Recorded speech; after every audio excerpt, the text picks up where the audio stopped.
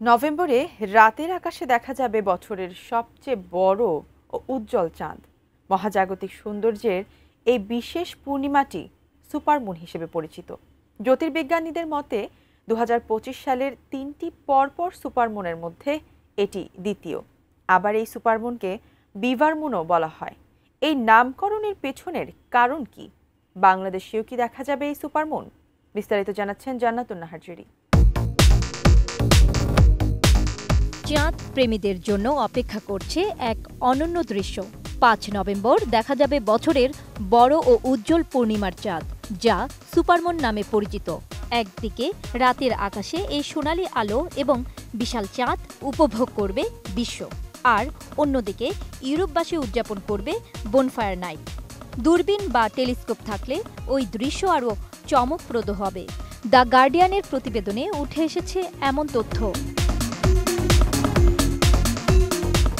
চাঁদের কক্ষপথ সম্পূর্ণ গোল নয়, অনেকটা উপবৃত্তাকার। তাই কখনো চাঁদ পৃথিবীর কাছাকাছি আসে, কখনো দূরে সরে যায়। যখন চাঁদ পৃথিবীর নিকটতম অবস্থানে থাকে তখন পূর্ণিমা হয়, আর এই সময়টাকে সুপারমুন বলা হয়।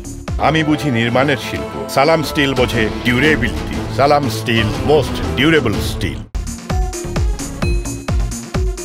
এই সময় চাঁদ সাধারণ পূর্ণিমার চাঁদের তুলনায় কিছুটা বড় ও উজ্জ্বল দেখা যায়। এই সপ্তাহেই এই বছরের সবচেয়ে বড় সুপারমুন। 2025 সালে পরপর 3টি সুপারমুনের মধ্যে দ্বিতীয় সুপারমুন এটি। দ্য গার্ডিয়ান জানিয়েছে, পৃথিবী থেকে প্রায় 3,57,000 কিলোমিটার দূরে থাকবে চাঁদ, যা বছরের সবচেয়ে কাছের পূর্ণিমা। ফলে এটি হবে 2025 সালের সবচেয়ে বড় সুপারমুন। এই চাঁদ গড়ে দেখা চাঁদের তুলনায় প্রায় 8% বড় এবং 16% বেশি উজ্জ্বল দেখা যাবে।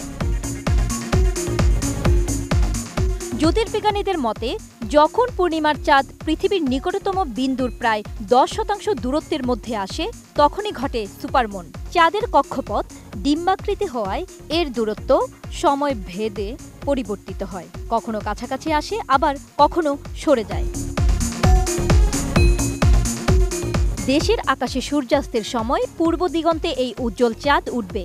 সন্ধ্যা নেমে এলে চাঁদের আলো ক্রমে আরও উজ্জ্বল হয়ে উঠবে। এছাড়া এই সুপারমুন পৃথিবীর প্রায় সব স্থান থেকেই দেখা যাবে। আকাশ মেঘমুক্ত থাকলে স্থানীয় সময় অনুযায়ী সন্ধ্যা থেকেই বিশ্বের যে কোনো জায়গা থেকে এই মনোমুগ্ধকর দৃশ্য উপভোগ করা যাবে। লাইফ সায়েন্সের মতে, বাংলাদেশের সময় 5 নভেম্বর সন্ধ্যা 6টা 19 বাংলাদেশ থেকে সবচেয়ে ভালোভাবে এই চাঁদ দেখা যাবে। চাঁদ দিগন্তের কাছাকাছি অবস্থান করলে মুন ইলোশন নামে একটি মনস্তাত্ত্বিক ঘটনার কারণে সেটি অস্বাভাবিকভাবে বড় মনে হয়। গাছপালা বা ভবনের মতো পারিপার্শ্বিক বস্তুর তুলনায় চাঁদকে বড় দেখায়, যদিও বাস্তবে এর আকার অপরিবর্তিত থাকে। নভেম্বরের এই সুপারমুনকে বিভার মুনও বলা হয়।